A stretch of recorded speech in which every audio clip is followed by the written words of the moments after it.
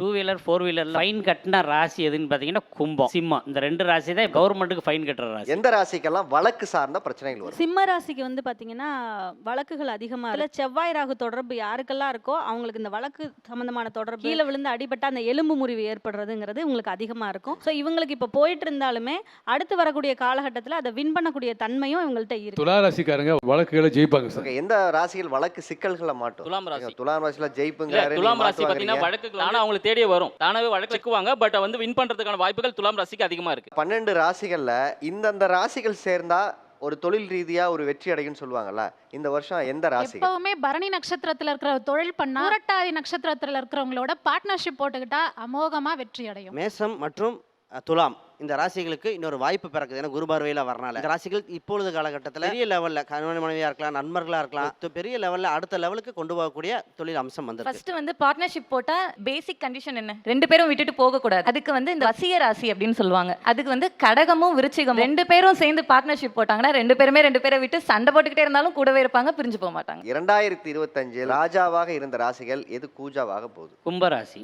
அதுதான் வீக் ஆக போகுது. ஏன்னு கேட்டிங்கன்னா 5ஆம் இடத்துல இருந்த குரு 6க்கு போகிறாரு. அதெல்லாம் ஃபர்ஸ்ட் எடுத்தோடனே எப்போ வீக் ஆக போகிறோம்ன்றதையும் தெரிஞ்சுக்கலாம். காலில் அடிபடும், கவனமாக இருக்கணும். எப்போ பிரச்சனை ஆக போகுதுன்னா ஜூனில் தான் குரு 6ஆம் இடத்துக்கு வராரு. அப்போ காலில் அடிபடும், பிரச்சனை ஸ்டார்ட் ஆகும்.